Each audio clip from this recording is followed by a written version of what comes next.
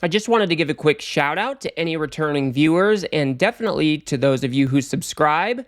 This is a brand new operation, so I definitely appreciate all of your support. I'm in a different location today because I've got some family things going on, but I definitely didn't want to miss Trump's other appearance from this past weekend when he spoke at the Faith and Freedom Coalition conference. And of course, he was unhinged. You'll notice that Trump is talking in a bit more of a somber tone than we're used to. He looks kind of hot and sweaty, and he was definitely slurring his words slightly throughout the majority of his speech. So today I wanted to go over just a couple of the weird things he said and kind of the weird behaviors he was exhibiting. And we can go ahead and kick things off with him trying to tie immigrants to Hannibal Lecter. Make it make sense. Let's go ahead and check that out. The hardest thing to do is we have probably close to 20 million people that came in from all parts of the world, and they're going to have to be gone. They came in illegally. Many, many people coming in from prisons and mental institutions. They came in, from, I say prisons and jails because there is a slight difference. I say mental institutions and insane asylums because actually there's more than a slight difference, right? Whenever I say silence of the lamb, the fake news back there, they say, oh, he's talking about Silence of the Lamb. And I say, the late, great Hannibal Lecter. Oh, he likes Hannibal Lecter. What is Trump talking about? How does his mind go from immigrants to Hannibal Lecter? And why does he want to pretend like we all didn't see him refer to Hannibal Lecter like he was a close friend who was going to be voting for Trump? Why is this man so incapable of taking responsibility for a mistake that he may have made? It is quite wild.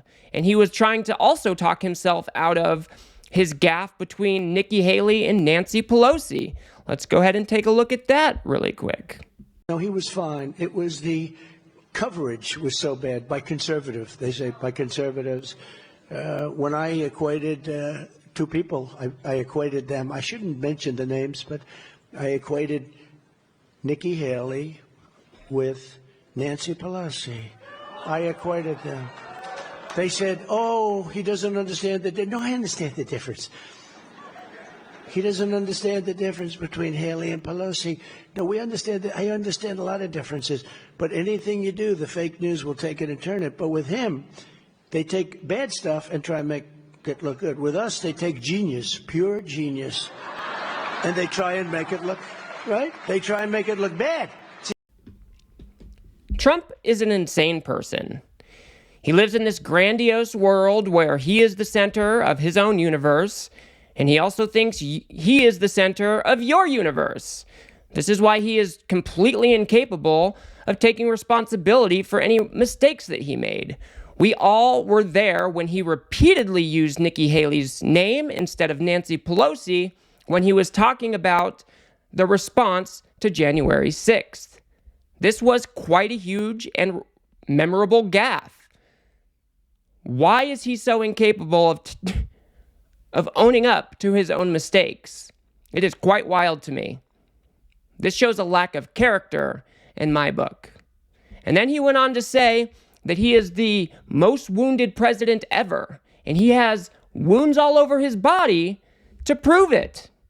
I'm not even joking. This really happened. We've already achieved, and we've done things that nobody thought possible together. We stood up to the communists, Marxists, and fascists to defend religious liberty like no other president has ever done. And I have the wounds all over my body. If I took this shirt off, you'd see a beautiful, beautiful person. But you'd see wounds all over me. I've taken a lot of wounds, I can tell you. More than I suspect any president ever. Has Donald Trump ever heard of like Abraham Lincoln, maybe JFK? People, presidents that actually were assassinated? What wounds is Trump talking about here? Is he being whipped somewhere? Is somebody shooting him with pellet guns or paint guns? Like, what is he talking about? This is like delusional behavior. This does not make sense. We should be really concerned by some of the things that Trump continues to do in every public appearance that we see him in. It is just wild, crazy, unhinged things. A lot of it that doesn't make sense. He continues to clown on Biden for having cognitive decline, but it really appears that Trump is the one who is circling the drain. But let's go ahead and move on. He also brought up the idea of the Migrant Fight League again here, which is just a disgusting idea. It seems like Trump just wants to use immigrants to fulfill some sadistic pleasure of his. I don't know what this is, but let's go ahead and take a look. Dana White. Did anyone ever hear of Dana White? He's a legend, right? UFC, ultimate fighter, ultimate fighting. And he's a fantastic man. I said, Dana, I have an idea. Why don't you set up a migrant league of fighters and have your regular league of fighters? And then you have the champion of your league. These are the greatest fighters in the world. Fight the champion of the migrants. I think the migrant guy might win. That's how tough they are. He didn't like that idea too much, but actually, it's not the worst idea I've ever had. I think it might be up there. I think it is a pretty bad idea. I just don't understand why anybody lets this man get away with this dehumanizing behavior, this dehumanizing rhetoric. This is a way to make immigrants appear lesser than to Americans. Oh, we'll just put them in a cage and make them fight it out. I mean, this is unacceptable behavior. We shouldn't be expecting this from any person in power, much less somebody who wants to be the next president. But then we had Trump also have quite the brain glitch. I don't know if he was trying to say refuted, refutation, a rebuttal, but let's go ahead and take a look at this odd brain glitch that he had. And my stupid people, when I wanted to refute it, they said, sir, don't dignify it with a refuttal. Refutal or a refuttal? What the hell word would that be? Refuttal? What they'll say, he didn't know, refuttal or refutal, but they don't know either. So it's pretty wild. You can kind of see Trump, he knows he's not using the right words. He kind of looks shocked in his own way. But then he continues to use the incorrect words. It's almost like his brain is incapable of processing the words that he needs to articulate. I don't know what this is. I don't know if this is some sort of dementia or what, but it's quite strange, and he does it, it seems, like on a more consistent basis now. I've watched a lot of Trump rallies, and his mental faculties, I think, could be argued are on the decline. But moving on, he also said that he didn't need any more votes. Yeah, that's right. You have somebody running for president who's saying he has all the votes he needs, even though he lost the last election by what, 8 million popular votes? So it's quite wild to hear him claim that he doesn't need any more.